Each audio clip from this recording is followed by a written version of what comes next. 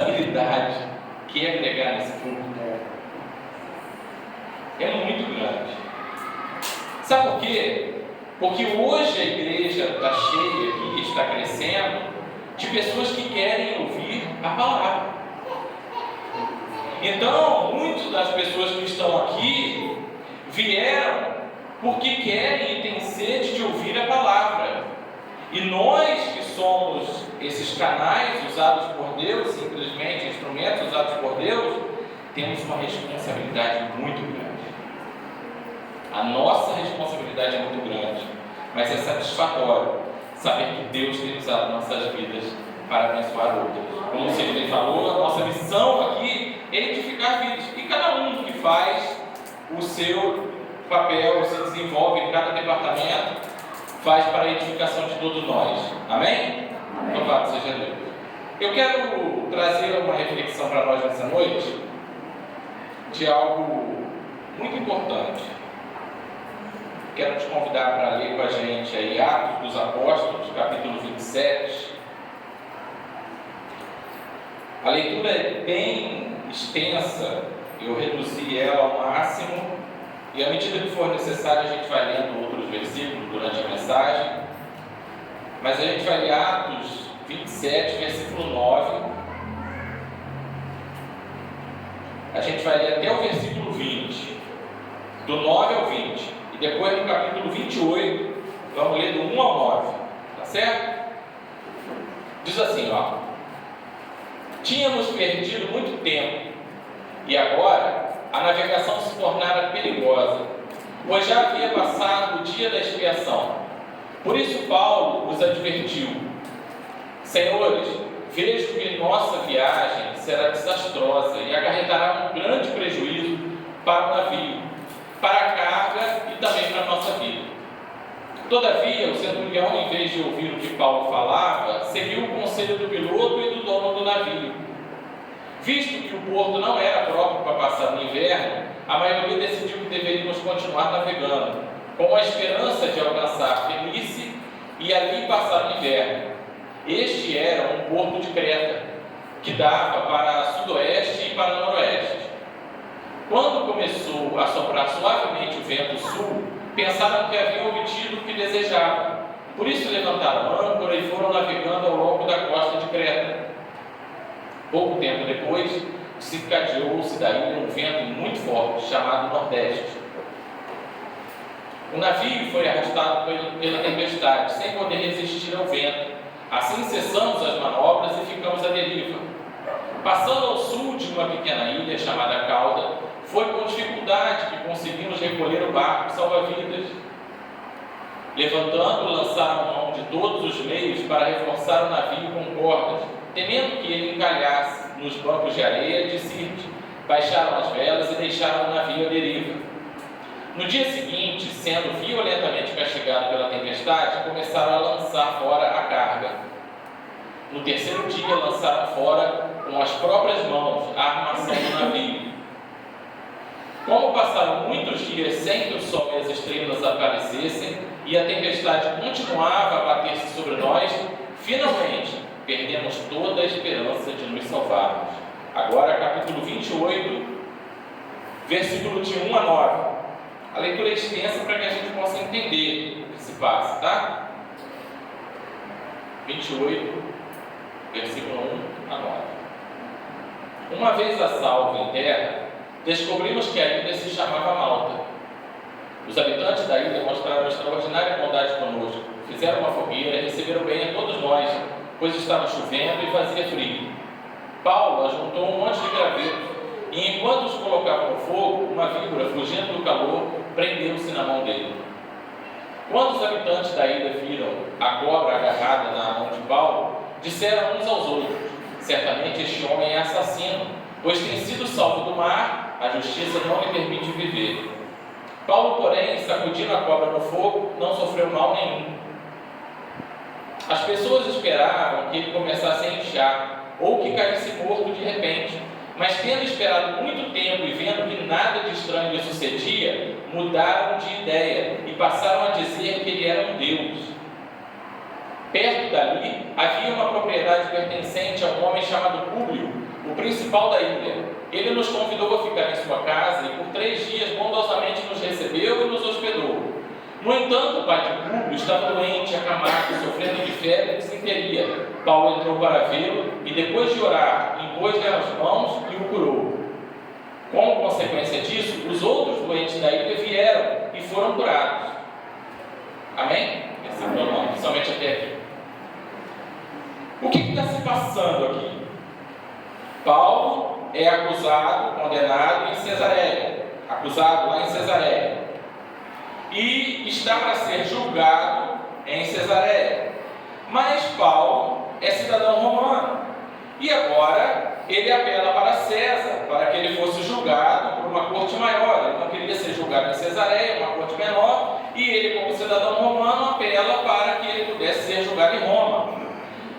Paulo já havia falado em outras cartas que o desejo dele era chegar em Roma, e de Roma ir até a Espanha para pregar o Evangelho, porque a vontade de Paulo era expandir cada vez mais o Evangelho. Mas agora nós lemos esses versículos em que Paulo está dentro de um navio com mais de 276 pessoas, passando uma dificuldade danada, vai chegar até Roma, mas está chegando preso. Então esse é o contexto, deu para vocês entenderem? Esse é o contexto, principalmente do capítulo 27. E aí é que nós vamos fazer as reflexões da mensagem dessa noite. Primeira coisa, eu já falei isso aqui uma vez e volto a repetir. Nós escolhemos o nosso destino. Nós escolhemos aonde nós queremos chegar. Paulo escolheu que ele queria chegar até Roma. Só que os meios para se chegar até lá, nós não sabemos como vai ser. Os caminhos que nós vamos trilhar para chegar ao destino que nós escolhemos, nós não sabemos como vai ser. E a mensagem da noite vai falar exatamente sobre as adversidades da vida. Nós vamos falar nessa noite sobre assim como Paulo enfrentou uma tempestade, mas chegou a Roma, nós também enfrentaremos tempestades na nossa vida. Não é possível que nós vamos passar por essa vida e não vamos enfrentar tempestades. Não tem como. Nós podemos ser cautelosos de várias e várias formas. Nós podemos nos cercar de todo tipo de cautela para que a gente se afaste de todo e qualquer tipo de problema. Mas a tempestade vai chegar. Querendo você ou não, a tempestade vai chegar e vai chegar para todos nós. As adversidades da vida, ela é inerente ao prazer que nós temos de trilhar essa própria vida. Mas e aí? Nós precisamos aprender com as tempestades. Nós precisamos saber como enfrentar as tempestades. Nós precisamos saber o porquê das tempestades. E a gente vai falar um pouco sobre isso nesses poucos minutos que a gente tem. Algumas verdades sobre elas. Vamos falar como vencer a tempestade. E também vamos fazer a aplicação final depois que nós passamos por tempestades. Temos que aprender alguma coisa com ela e precisamos aplicá-las em nossa vida. Amém? Amém. Louvado seja Deus. Então, meus irmãos, a nossa vida, ela não é uma chácara de férias. A nossa vida não é um final de semana, num campo, numa praia, onde está tudo bem, onde só são tudo flores. Não, a nossa vida é uma vida de dificuldades. A nossa vida pode passar por altos e baixos. Aliás, eu falei no início que nós vamos passar por esses momentos. E vamos passar. Então, a nossa trajetória, ela é de dificuldade. A nossa trajetória, muitas das vezes que a gente vai passar e vai enfrentar, vai ser de situações difíceis que nós vamos olhar e vamos dizer assim: Senhor, e agora? É só eu que passo ou os irmãos também já passaram? Amém? Todos nós, não é? Já passamos por situações que a gente diz assim: e agora? Como diz aquele seriado, né? Quem poderá me ajudar? Quem poderá me defender? Não é? É assim que a pensa, e agora não tem saída. Como que nós vamos fazer? Como que eu vou enfrentar as tempestades da vida. Nós passamos por situações assim. No livro O Peregrino, John Bunyan descreveu a nossa vida como uma jornada, como uma caminhada, não é? Quem já leu o livro O Peregrino sabe disso. Ele coloca situações no meio do caminho, até se chegar ao céu, no caso, né? Que é muitos desafios, pessoas que encontramos, dificuldades que passamos, muito bem explicado. Excelente livro, por sinal, o segundo mais lido depois da Bíblia. E é exatamente assim. A nossa vida é como um caminho. E nesse caminho que nós vamos passando, nós vamos encontrando dificuldades e vamos encontrando algumas pedras por esse caminho. Mas as primeiras verdades que nós encontramos para falar sobre tempestade, para falar sobre adversidade, é que as tempestades, elas são imparciais. As tempestades da vida atingem qualquer um de nós. Elas são bem democráticas. Atinge o rico, atinge o pobre, atinge aquele de uma classe social melhor, aquele que tem mais estudo, aquele que não tem estudo, aquele que é cristão, aquele que não é cristão. As adversidades da vida atingem todos. Elas são totalmente imparciais e democráticas. A segunda verdade a respeito das tempestades da vida é que elas são imprevisíveis. Ninguém pode prever. Olhando para esse texto que nós lemos, tem um momento em que eles saem para navegar, né, no barco, e que está tudo bem. Está tudo bem. O vento era fraco, o mar estava calmo, a situação estava toda sob controle, mas aí diz assim, entretanto, né, na minha versão vai dizer, entretanto, ou seja, de repente, o vento se levantou. Na costa ali da ilha de Creta, que eles estavam navegando por ali, de repente o vento se levantou. Então as tempestades na nossa vida, elas são imprevisíveis. Não dá para prever. E elas podem chegar de uma hora para outra. Porque já que são imprevisíveis, ela não manda recado. Ela não avisa quando vai chegar. A outra verdade sobre as tempestades é que elas são inevitáveis. Não tem como evitarmos as tempestades da vida. Como falei no início, todos nós vamos passar por ela. Talvez, irmãos, essa palavra que você está ouvindo nessa noite, talvez você vai andar por 50 igrejas hoje aí e você não vai ouvir essa palavra. Uma palavra assim. Porque quem que quer pregar sobre tempestades da vida, sobre adversidades da vida, sabe quem é que quer falar sobre isso com a gente? O próprio Deus que quer tratar isso com a gente. E em muitos lugares você não vai ouvir, porque isso não dá ibope, isso não enche igreja. Muitos querem pregar sobre a prosperidade, sobre o ganhar, é sobre o ter, é sobre o conquistar. Mas nós precisamos entender as tempestades da vida, quando elas vierem, quando elas nos atingir. Bom, o Senhor já falou comigo como é. O Senhor já me alertou como é. Deus já falou comigo como é para mim passar, qual deve ser a minha atitude e o que eu devo aprender na tempestade.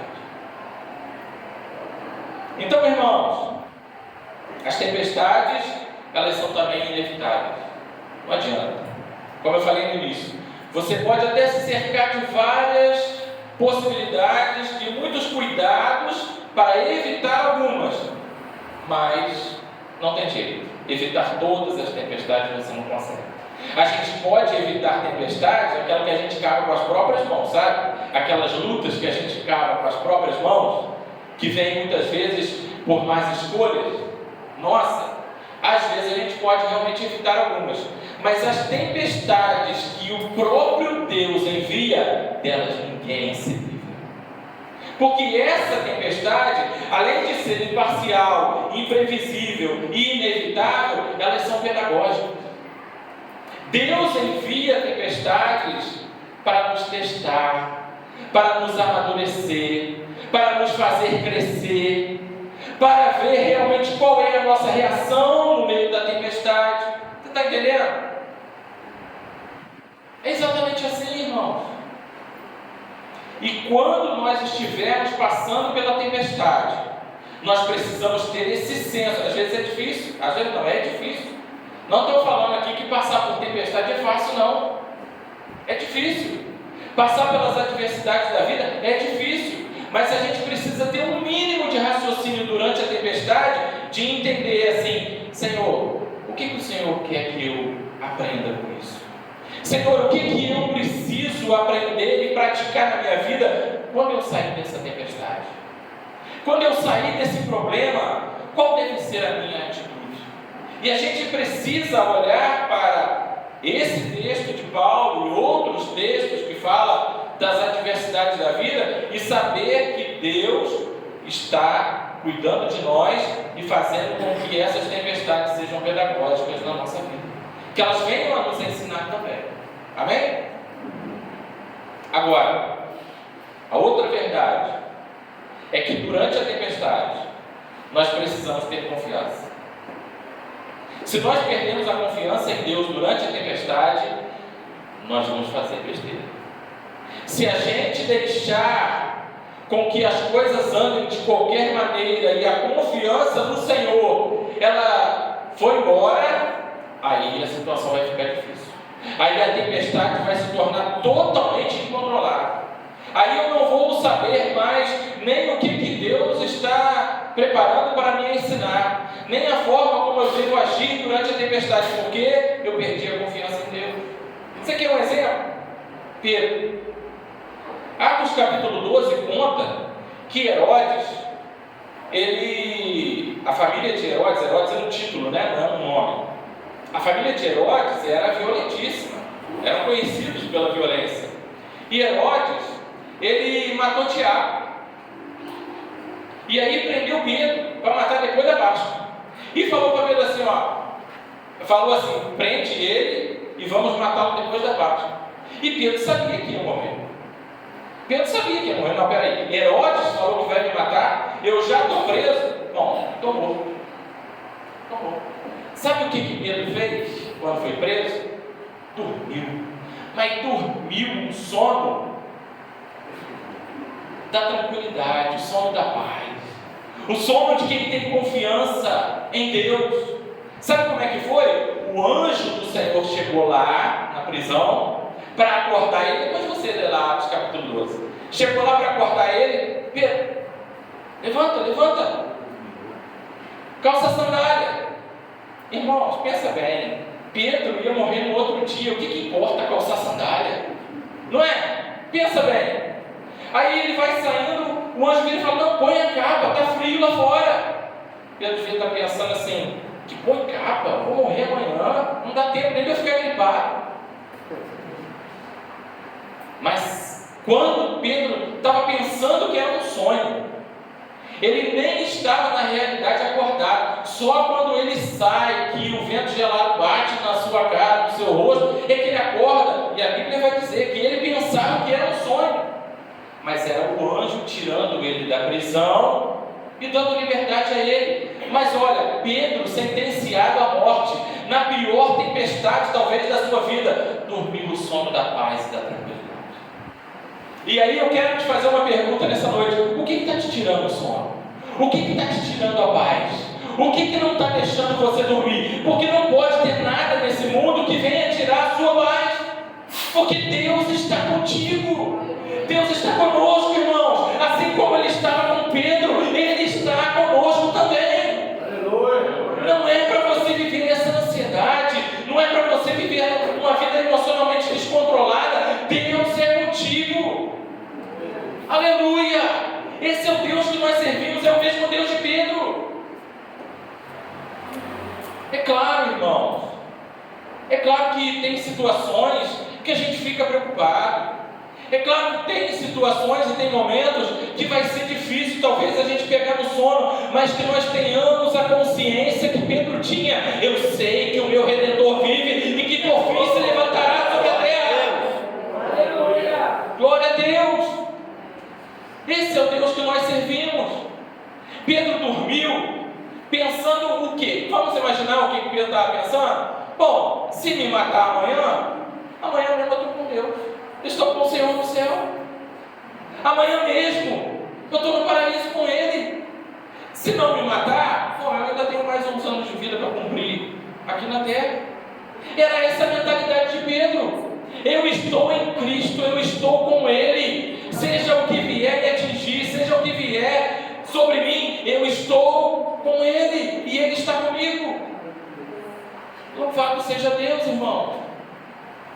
Que as tempestades da vida não venham tirar nosso sono. Quantas pessoas hoje enchendo aí os consultórios de psiquiatria, de psicólogos, não conseguem dormir, tomam remédio. Irmãos, vamos colocar a nossa confiança totalmente em Deus. Eu não estou te dizendo que a ansiedade não vai pegar o cristão, não estou dizendo isso. Eu não estou te dizendo que uma depressão não vai talvez se apoderar do cristão, não, jamais. Jamais eu vou falar isso, porque nós sabemos que isso é uma doença como outra qualquer, mas existe a falta de confiança que vai trazer todos esses problemas também. Está dando para você entender? A Bíblia trata da ansiedade como falta de fé, não a ansiedade doença química, tá? Neuroquímica, não. Mas a palavra de Deus vai tratar da ansiedade também como falta de fé. Já cansei de falar isso aqui, os irmãos já me ouviram falar sobre isso. Então a tempestade requer confiança de nós. A partir de hoje, quando você for dormir e o problema vier na tua mente, você vai pensar assim: problema, o meu Deus é maior do que o meu problema. Eu vou deitar em paz e vou pegar no sono e vou dormir uma noite em paz, porque o Senhor é aquele que me sustenta, é Ele que sustenta o meu sono, é Ele que vai me fazer dormir e dormir uma noite tranquila e em paz. Aleluia. Louvado seja Deus. Então essas são algumas verdades que a gente precisa entender a respeito das tempestades imparciais, imprevisíveis, inevitáveis, pedagógicas, e é preciso ter confiança nas tempestades. Agora nós vamos ver como vencer as tempestades da vida de acordo com o texto, tá? Eu poderia citar aqui mais de 10 possibilidades aqui como vencer as tempestades, mas nós vamos usar o texto que nós lemos para ver como que foi que Paulo venceu a tempestade que se abateu sobre a vida dele, ok? Primeiro, irmãos, nós precisamos, coloca lá, Atos 27, 9. Já está. Primeiro, nós precisamos estar atentos. Lembra que nós falamos que a nossa vida é como uma viagem? É como, aqui nós usamos um texto de navegação, né? Mas nós não estamos aprendendo verdades aqui de navegação, nós estamos aprendendo verdades espirituais, certo? Mas estamos usando esse texto. E a comparação que fizemos é que a nossa vida é como uma viagem. A gente escolhe o destino, mas não sabe como vai ser o caminho até chegar a esse destino. O versículo 9 vai dizer assim para a gente, tínhamos perdido muito tempo e agora a navegação se tornava perigosa, pois já havia passado o dia da expedição. Por isso, Paulo os advertiu. Primeira coisa para vencer as tempestades da vida: esteja atento às placas de sinalização. Paulo está mostrando aqui, o texto está mostrando que agora a navegação se tornara perigosa. Paulo falou para os tripulantes e para o dono do navio, para o piloto, falou para ele: olha, é melhor a gente não navegar. Há uma sinalização para nós de que nós estamos no inverno, não é seguro navegar no inverno e a situação pode ficar difícil para a gente. Mas não deram ouvido a ele. Não foi isso que a gente leu? Pois é, esteja atento às sinalizações. Deus sempre envia sinais. Você consegue me entender? Deus sempre envia e mostra para nós os sinais, as placas de sinalização. Quem aqui já ouviu, e eu tenho certeza que a grande maioria já ouviu dizer, que o divórcio começa no namoro? Você já ouviu? Por que o divórcio começa no namoro? Porque lá no namoro tinha a placa de sinalização. Mas nós não vimos. Aliás, vimos, mas achamos que estava errada a placa. Não é? É assim, irmão. E assim também são outras situações na nossa vida. Deus mostra para a gente como uma placa de sinalização: olha, não vai por esse caminho que vai dar ruim. Olha, não faz isso aqui que a situação vai ficar estreita para você. Paulo está dizendo: ó, piloto, dono do navio, não vamos, o negócio vai ficar ruim. Nós estamos vendo que a situação vai ficar difícil. Mas aí o que eles fizeram? Não, vamos encarar assim mesmo. A gente não é assim. A gente não faz isso. Fala a verdade. Às vezes as placas de sinalização estão bem na nossa frente. A gente fala: não. Isso não é de Deus. Às vezes a gente tem até sonhos, Deus avisando a gente. Deus usa pessoas para falar com a gente, sabe? Palavras aqui, pregações, Deus falando com a gente não, a palavra não foi para mim, não foi. A gente não quer, às vezes, receber as placas de sinalização. Você está entendendo, irmão? Amém. Deus sempre coloca essas placas de sinalização para a gente. Então esse é o primeiro passo para vencer as tempestades da vida. Segundo, versículo 11. Todavia, o centurião, em vez de ouvir o que Paulo falava, seguiu o conselho do piloto e do dono do navio.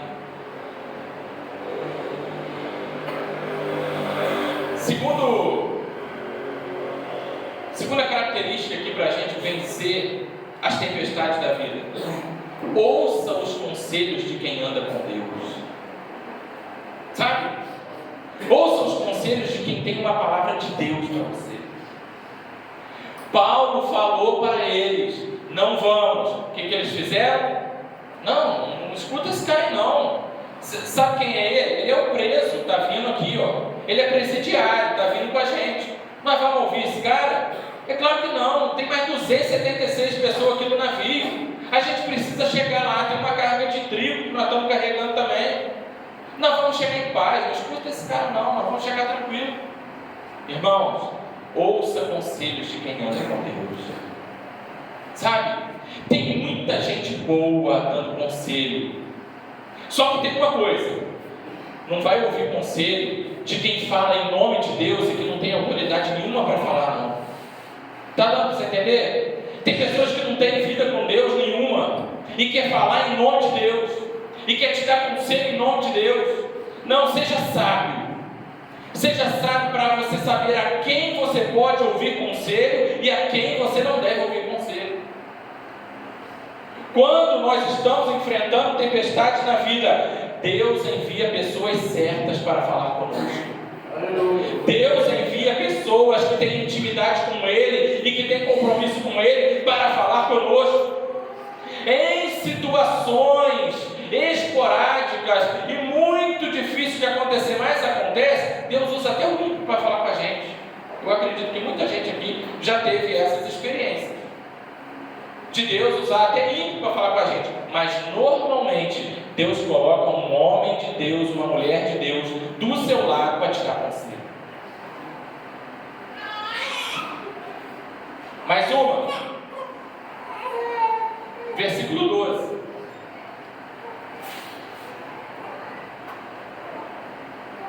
Visto que o porto não era próprio para passar o inverno, a maioria decidiu que deveríamos continuar navegando com a esperança de alcançar Fenícia e ali passar o inverno. Somente até aqui. A voz da maioria não é a voz de Deus. Tem um ditado que diz, né? A voz do povo é a voz de Deus, não é? Mentira pura. Né? Primeiro que não é bíblico isso, né? É só um ditado popular. Mentira pura. A voz da maioria, aí ó, está provado aí. A maioria queria o quê? Vamos navegar, vamos embora. Deu ruim, não deu? Qual foi a grande sorte desses 276 passageiros, piloto, dono do navio? Paulo estava lá dentro. É Paulo que estava lá dentro. Senão eles estavam todos mortos. Era Paulo que estava lá. Tinha um homem de Deus lá dentro, que Deus tinha que preservar ele, e deu a ele, o texto vai dizer, olha, eu dei todos os que estão no navio, junto contigo, todos vocês vão chegar, irmão. Todos chegarão lá. Mas a voz da maioria não é a voz de Deus. De repente, no meio da tempestade, a gente começa a ouvir assim, vou ouvir um, vou ouvir dois, vou ouvir três, vou ouvir cinco. Bom, 4 deu um conselho, um só deu um conselho contrário. Será que a voz da maioria é a voz de Deus? Pode ser que seja. Talvez se você pediu conselho a 4 pessoas que têm intimidade com Deus, está me entendendo? Aí você vai ter 4 como conselho e um conselho negativo. Mas de repente pode ser o contrário também. Pode ser o contrário. Pode ser 3 conselhos bons e 2 negativos. E aí você precisa ter discernimento para saber aonde que você está pedindo conselho, a quem ouvir. Só que neste caso nós vemos que a maioria não era a voz de Deus. A maioria não estava conectada com Deus. Somente Paulo, de todos que estavam ali, somente Paulo falando, vamos navegar.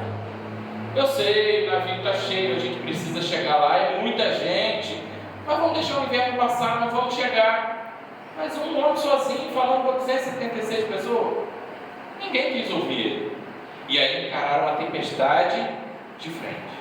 Mais uma. Na tempestade, o que importa é ouvir a voz de Deus. Versículo 23, põe lá. Atos 27, 23 diz assim, ó: ontem à noite apareceu-me um anjo de Deus, do Deus a quem eu pertenço e a quem adoro, dizendo, 24, Paulo, não tenha medo, é preciso que você compareça diante de César. Deus, por sua graça, deu-lhe a vida de todos os que navegam com você. Irmãos, não tem nada mais glorioso do que quando você está passando pela tempestade, quando você está passando pela adversidade, quando você está passando num momento difícil, quando chega aquele momento em que você acha que tudo acabou, que a esperança acabou, como eles tinham perdido a esperança, e aí Deus vem e fala contigo, meu filho, eu estou contigo. Meu filho, eu estou contigo e você vai chegar lá. Não temas, porque eu sou o teu Deus. Eu estou contigo. Não tem nada mais glorioso e nada melhor quando nós ouvimos o Senhor falar conosco. Meu filho, eu estou contigo. Não temas. A situação está difícil. A tempestade está te assolando, te jogando de um lado para o outro. Parece que você perdeu completamente o controle da situação. Mas eu sou o Deus a quem você serve. Eu não perdi o controle da situação. Louvado seja Deus por isso. Deus é aquele que tem o controle de todas as coisas. Deus é aquele que está conosco todo o tempo, em todo momento. E às vezes, quando nós estamos enfrentando a tempestade, quando estamos no meio da tempestade, a gente parece que pensa assim, Deus esqueceu de mim.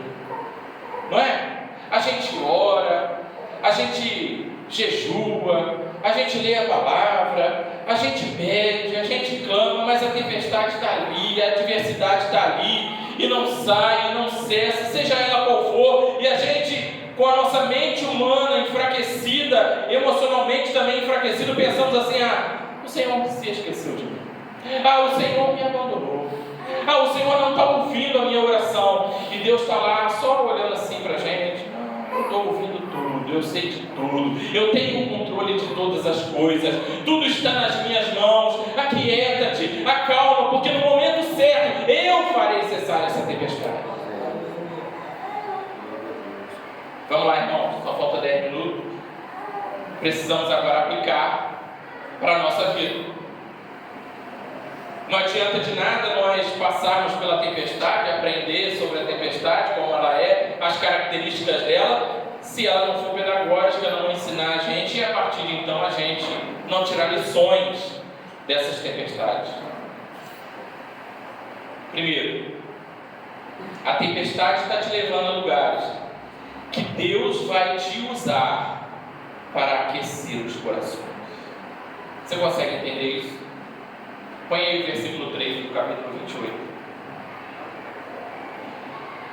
Depois de toda a tempestade, depois de tudo que enfrentaram, o barco, o navio se perdeu, jogaram as cargas no mar, começou as ondas bater nas pedras, eles tiveram que pular do barco e chegaram numa ilha. Um segurando em parte do navio, outro segurando, foram a nado, mas todos chegaram a salvo na ilha de Malta, que depois passa a se chamar Ilha de São Paulo. Mas olha só o versículo 3. Paulo juntou um monte de graveto, e enquanto os colocavam no fogo, uma víbora, fugindo do calor, prendeu-se na mão dele. Nós vamos precisar juntar gravetos no meio da tempestade. Mas nós vamos precisar juntar gravetos, sabe por quê? Porque Deus vai nos levar a lugares aonde, mesmo nós passando no meio da tempestade, nós vamos ser usados para aquecer os corações de outros. Nós seremos usados, talvez, para aquecer o coração de outro que está passando a mesma tempestade que a gente está passando, que está passando a mesma dificuldade que estamos passando. O Senhor vai nos usar para nos levar a lugares que nós não imaginamos, porque eles não imaginavam parar nessa ilha, não. Eles não imaginavam parar em Malta. Eles estavam navegando para Roma. Mas eles pararam lá porque Deus tinha um propósito na vida daquele povo lá. E Deus pode levar nós no meio da tempestade, Ele pode nos levar para abençoar outras pessoas sem que a gente venha entender. Mas nós vamos precisar catar graveto para aquecer corações das pessoas. Você consegue entender isso? Deus vai usar a nossa situação difícil, o caminho espinhoso que a gente está passando na tempestade, para ajudar outras pessoas. Esse é o Deus que nós servimos. Às vezes, no momento que a gente pensa que está mais fraco, não é? E aí Deus te leva para você ser usado para abençoar outra pessoa. Talvez a gente pense, Senhor, mas eu não estou aguentando nem comigo, eu ainda vou ter que ajudar o outro ainda. Mas é assim que Deus faz. É assim que Deus faz. Sabe? E enquanto nós estamos, a EBD hoje falou muito sobre isso. E enquanto nós estamos ajudando o outro, nós também estamos sendo ajudados, porque Deus prepara pessoas que vêm também para nos ajudar. Mais uma. Eu quero chegar no final da lição. Tenho que correr.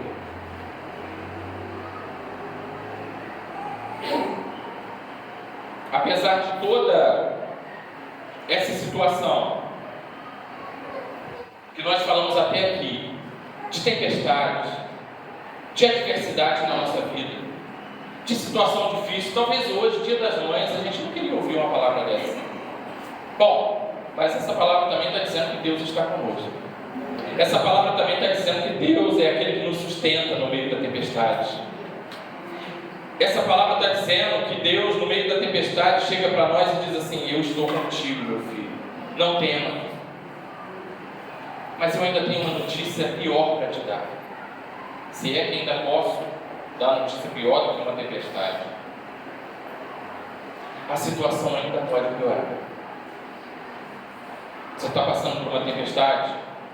Está passando por um momento difícil? Paulo passou por um naufrágio. Mas a situação ainda podia piorar. O versículo 3 que nós lemos: uma cobra morde Paulo, uma víbora.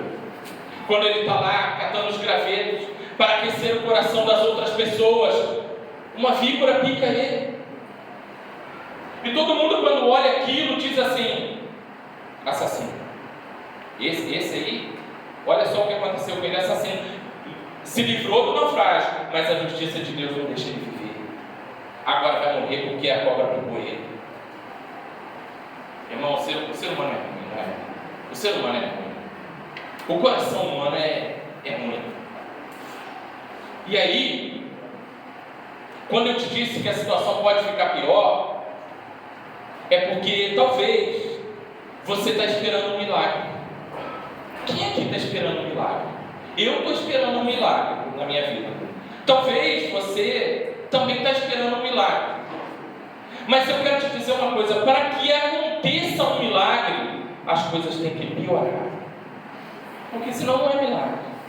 Enquanto eu estou lutando com as minhas mãos, o milagre não acontece. Tá, eu posso resolver situações com as minhas mãos, tá? Estou falando que eu não vou lutar com as minhas mãos alguns problemas da minha vida. Mas enquanto a situação não piorar ao ponto de chegar ao que nós lemos, quando eles estavam navegando e que eles perderam completamente a esperança, o milagre não vai acontecer. Porque o milagre só acontece quando as coisas pioram. Você está entendendo? É mais ou menos assim, ó. Eu podia ter ensaiado com o baluarte aqui uma pecinha hoje. Deus está lá em cima assim, olhando a gente lá embaixo. E a gente se debatendo no meio da tempestade. Lutando, tentando sair da tempestade com as nossas forças. E Deus está lá assim, olhando. Aí, quando as coisas pioram, como eu falei, quando perde a esperança, quando a gente vai para o joelho chorando e diz: Senhor, eu já não sei mais o que fazer, eu perdi a esperança, eu não tenho mais solução, não tem mais o que fazer. Aí o Senhor diz assim: agora é comigo, agora sou eu que vou resolver o teu problema, agora sou eu que me levanto para te ajudar. Porque quando nós tiramos as nossas mãos, é que Deus vai colocar as mãos dele. Você consegue entender, meu irmão? A situação às vezes tem que piorar. Paulo, quando chega na ilha de Malta, ele deve ter feito assim: ufa, graças a Deus, enfrentamos um naufrágio aí, ó. Estamos salvos. Mal começou a recolher graveto, a cobra picou ele, era uma víbora que ia trazer a pessoa à morte, sim, porque todos os outros conheciam, os nativos dali, estavam esperando que Paulo fosse inchar e que fosse morrer de repente. Todo mundo. Eles pensaram que Paulo ia morrer na hora. A situação não piorou para ele? Piorou. Mas o milagre aconteceu. Sabe por quê? O mesmo Deus que livrou ele do naufrágio, da serpente, livra agora também da serpente. Não livra da serpente, mas livra do veneno da serpente. Entendeu? Esse é o Deus que nós servimos. Esse é o Deus que cuida de nós. E às vezes nós olhamos para a situação, está difícil, mas a gente está levando. Mas se a situação piorar, sabe de uma coisa? O teu milagre está perto de acontecer. Louvado seja Deus por isso. Agora, às vezes, Deus permite a serpente picar. Permite. Às vezes, Deus permite a cova dos leões. Sabe? Às vezes, Daniel não era homem de Deus? Bom, às vezes Deus permite a cova dos leões. Às vezes Deus permite a fornalha de fogo. Sim. E às vezes Deus permite a serpente picar também. E as adversidades virem sobre mim, sobre você, de uma situação que a gente não entende, que acha que não tem mais condições e nem esperança. Sabe para quê? Para que se manifeste em nós a graça de Deus. Para que o poder de Deus se manifeste através de nós. Lá no século de nascença de João capítulo 9, eles viraram e falaram assim: Senhor, quem pecou? Ele ou a mãe dele? Para que nascesse cego? Não, nem ele, nem a mãe, nem parente nenhum não pecou. Isso aconteceu com ele para que se manifestasse a glória de Deus. Louvado seja Deus. Mas Paulo, olha a atitude de Paulo. Eles viraram para Paulo, vai lá, versículo 4, 28, 4. Já estou terminando, irmão. Falta um minuto. Quando os habitantes da ilha viram a cobra agarrada na mão de Paulo, disseram uns aos outros: certamente esse homem é assassino, pois, tendo sido salvo do mar, a justiça, que no caso é a justiça de Deus que eles estão falando, não lhe permite viver. Olha só. Mas sabe qual foi a atitude de Paulo? O texto, em nenhum momento Paulo fala que respondeu a eles. Não. Paulo não responde eles. Imagina, 276 desceu do navio, eles foram recebidos pelo povo da ilha de Malta lá, dizer que tinha umas 400, 500 pessoas, vamos imaginar isso, todo mundo olhando para Paulo e falando assim: esse cara é assassino, a mão dele vai inchar, ele vai morrer, a justiça de Deus não deixa. Olha só, ele veio como preso, ele era presidiário, ele veio como preso, então a justiça não vai deixar. Se livrou do naufrágio, mas não se livra da serpente. E Paulo, quieto. Isso acontece comigo e acontece contigo. Os acusadores. Mas sabe de uma coisa? Paulo tem advogado no céu. Nós temos advogado no céu. E nós não respondemos acusador, porque nós temos advogado. Louvado seja Deus. Cuide da sua piedade, que Deus cuida da tua reputação. Guarda isso. Cuida da tua piedade, que são os exercícios espirituais, que Deus vai cuidar da tua reputação. Paulo não abre a boca para se defender. Paulo não fala nada quando é acusado de assassino. Mas sabe o que Paulo faz? Espera Deus se manifestar. Sabe de que forma? Espera o milagre se manifestar. Lembra que piorou a situação? Lembra que talvez pode piorar na minha e na tua vida? Não responda nada, não dê explicação. Espera o milagre falar por você. Espera o milagre de Deus falar na tua vida. Espera que todos venham dizer que estavam enganados a teu respeito e que Deus é na tua vida. Aleluia. E aí foi isso que aconteceu. As pessoas terão que mudar de opinião a nosso respeito. Amém. Chamaram Paulo de assassino. Falaram que a justiça de Deus não deixaria ele viver. Mas depois que viram que não inchou, que ele não morreu, agora trataram ele como um Deus. Para versículo 5. 6. As pessoas esperavam que ele começasse a inchar ou caísse morto de repente, mas tendo esperado muito tempo e vendo que nada de estranho lhe sucedia, mudaram de ideia e passaram a dizer que ele era um Deus. Olha só, as pessoas terão que mudar de opinião a nosso respeito. O milagre de Deus, a provisão de Deus na nossa vida, a graça de Deus se manifestando na nossa vida, vai fazer com que as pessoas mudem de opinião a nosso respeito.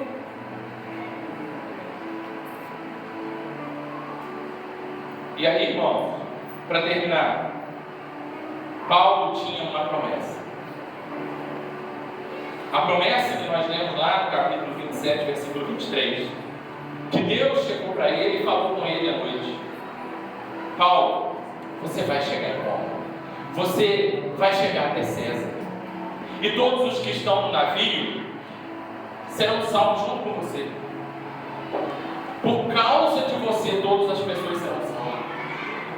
Irmãos, a promessa de Deus garante a provisão. A promessa de Deus na vida de Paulo garantiu toda a provisão. E sabe tudo isso porque nós lemos aí no final, do versículo 7 até o 10, porque naquele lugar tinha um homem que era o principal, uma propriedade pertencente a um homem chamado Públio, o principal da ilha. Ele nos convidou a ficar na sua casa por 3 dias, bondosamente nos recebeu e nos hospedou. O que acontece? O pai de Públio estava doente. E agora Paulo vai orar por ele. Olha só como Deus faz.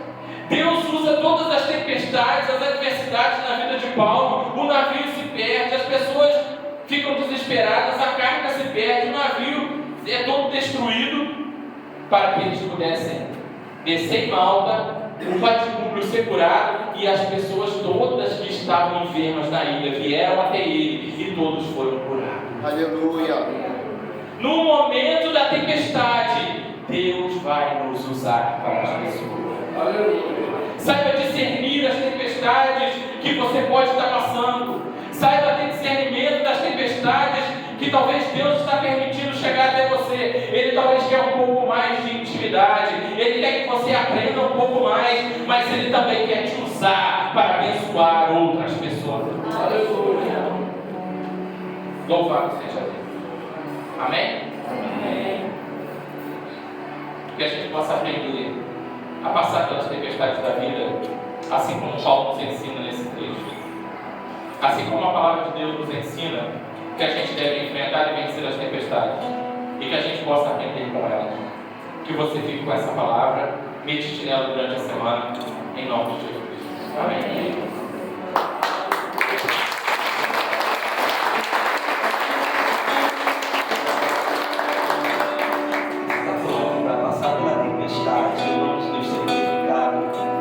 Passando no meio da tempestade, você está pronto para as tribulações fazer com que o nome do Senhor seja glorificado na tua vida? Outro dia, antes ela conversando comigo, ela falou assim: olha que bonito, Lázaro era amigo de Jesus, não era? O texto vai dizer que Lázaro era amigo de Jesus, amigo pessoal, amigo próximo. Jesus permitiu que Lázaro morresse. Para quê? Para realizar o milagre, em nome do Senhor ser glorificado. Quantos aqui são amigos de Jesus? Você aceita passar pela tempestade e essa tempestade glorificar o nome do teu Deus? Se estou passando um aperto na minha casa, Deus vai ser glorificado aí. Se estou passando um aperto na área financeira, Deus vai ser glorificado aí. Ou se o meu trabalho está difícil, está complicado, Deus vai ser glorificado ali. As nossas tribulações, que palavra, irmão? As nossas tribulações glorificarão a Deus. Quantos querem dizer isso para o Senhor? Fique de pé, fique de pé, fique de pé. O mundo não terminou, a gente já vai acabar. As tempestades são inevitáveis, vai acontecer, tá? Vai acontecer. Elas são imprevisíveis. Quando você menos esperar, o gás vai acabar. E vai mesmo. Culpa tua que não tem dois gás. Mas vai acabar. Vai. Porque são imprevisíveis.